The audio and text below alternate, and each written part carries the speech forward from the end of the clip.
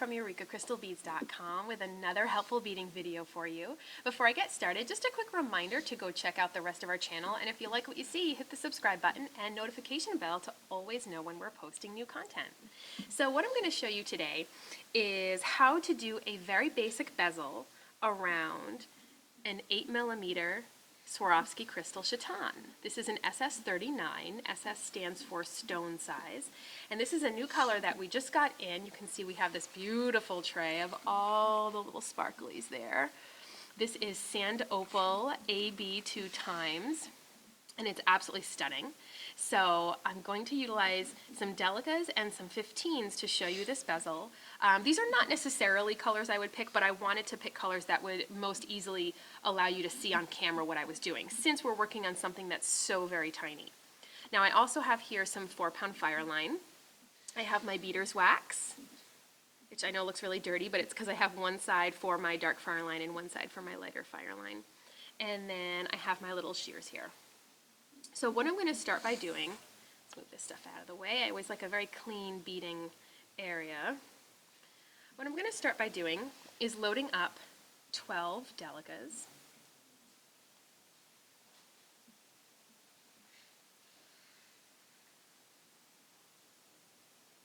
Onto my Fireline, and I do have my Fireline doubled and waxed. Now if I was using a 6-pound Fireline, I wouldn't be doubling it, but because this one's a little thinner, I'm just going to double it for a little extra stability. So I'm going to bring this towards the end, right here. And make sure to leave a tail that's long enough that you could weave those tails in later. And I'm just going to tie this into a knot, double knot. So do my first knot. Well, actually it'll be a square knot. So do my first knot, and then the second one I do backwards. So if I did right over left, I'm going to do left over right for the second one. And then I bring them down together, just like that. Okay. Now before I start my beadwork, I always go through a few beads in my circle just to pull that knot in a little bit. Okay. Now, what I'm going to do next is I'm basically going to build up some little prongs that are going to encase this rivelet. So I'm going to pick up a Delica, and I'm going to loop back into the Delica that I'm coming out of, just like that. So my needle is popping out the same place that my thread is. I'm going to bring this bead all the way down, and let it just sit right on top of the one that I looped through. Alright, so I had looped through the bead that I was coming out of, and now I go back into the seed bead at the very top, the Delica at the top. Now I'm ready to add on another one, so I'm going to pick up another new Delica. I'm going to loop through the Delica that I'm coming out of. Let it sit right on top of the Delica. Let me show you a little closer. There we go. And then go through the top Delica. And again, I also wouldn't be using dark Fireline with these color beads, but again, I want you to see the contrast so it's easier to see on camera. Now I'm going to do this one more time, so I'm going to look at the Delica that I'm coming out of and loop back through that Delica, so my needle is popping out the same place as my thread, just like that.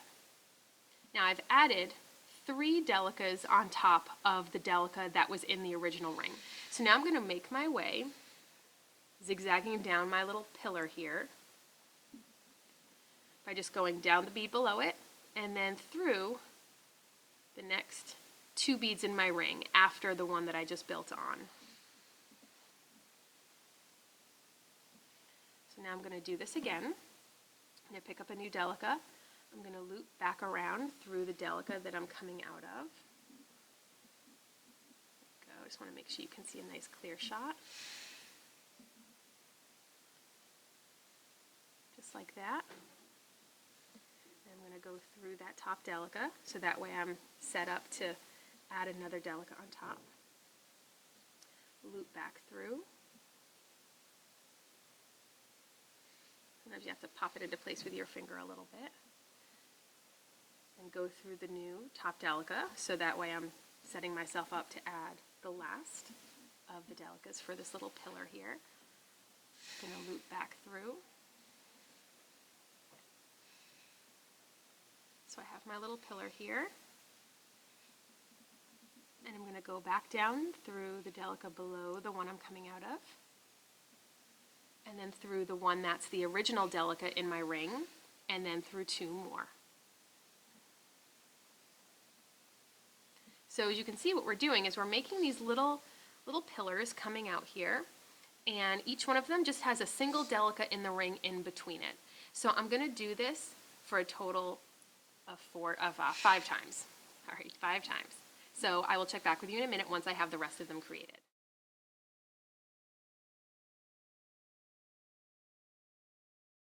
All right, I am back. Now, I did make a little mistake before. I said that there were going to be 5 of these little arms, but there's actually 6, as you can see. And what I've done now is I created the last little pillar here, and then I worked my way up zigzagging to the top of the first pillar that I created. So you have this little sort of starfish looking thing. So the little tails out of the way. So now all I'm going to do, and this is so super easy, this is such a great, easy, fast way to bezel around a chaton, is I'm going to need 2 15s to go in between each little arm here. And I'm not going to have to worry about pulling tight. We'll pull tight once we have the chaton in place. Now, if you're wondering what prompted me to want to do this little chaton video, if you go over to EurekaCrystalBeads.com, you're going to see that we added in the 4th installment of our coordinated mixes from the Color Lab, and that is the accent mixes with accent crystals. So it features rivolis and it features chatons. And I know a lot of people aren't as comfortable knowing how to work with a chaton. You see a lot of patterns for rivolis, but not as many for chatons. So this way you can maybe be more comfortable buying those mixes if you love those colors, because you'll know something really great and easy you can do with those chatons. So I've added in the last little group of 2, and I've just secured it into my ring by going through the next few beads in my ring. In this case, it was just the top of the first pillar and then through the next few beads. And you can see how it sort of starts to cup upwards when you pull it tightly. So I'm just going to sit my chaton right in the center there. And I'm going to start to pull in. Oops, it's going to fly out of there. Just trying to hold it in a way that allows you all to see it, so that sometimes makes it a little tricky. And I'm just going to start to pull in the chaton. And you can see it nicely holds that chaton in there. And then the last thing you have to do before weaving out your thread is we want to tighten up this circle. So you're just going to want to travel around this ring a few times just to keep it nice and tight. Otherwise it's going to tend to want to loosen up a little bit because you're really using some nice tight tension to keep that chaton in place. So I tend to just pick a few little groups of beads. Whatever my needle will want to go through in one pass is what I stick with. And I don't even bother pulling it too tight each time. I go through a couple of groups at a time. And then I'll give it a nice good tug. As you can see, it really wants to loosen up pretty easily. That's why this step is so crucial. Again, I'm going to give it a nice good tug. And the more I do this, the less likely it's just going to easily loosen up on us. And that just means that knotting our thread off is just going to be easier. So again, just traveling around that top ring. Okay, give it one nice good tug. Let me give you a nice good view of this. So again, we have that super sparkly chaton in there. Again, that sand opal AB 2 times. And I've used some Delicas and 15s to bezel it in place. And then now that it's sort of caged with seed beads, you can do whatever you want off of it. You could create a beaded loop off one of the top Delicas. You could add fringe to the bottom. You could attach it to other chatons, certainly whatever you'd like. But that is our basic chaton bezel. So again, head over to EurekaCrystalBeads.com. Check out our huge selection of chatons, and there are really great crystal options. They're really inexpensive. Sold in packages of 6 for $3 or a little bit less than that, depending on the color. So they're a great little option to get some really fun sparkle into whatever project you're working on. So that wraps it up, folks. Thanks for watching. Make sure to visit us at eurekacrystalbeads.com for all the materials used in this video, as well as any of your other beading and jewelry needs. Bye!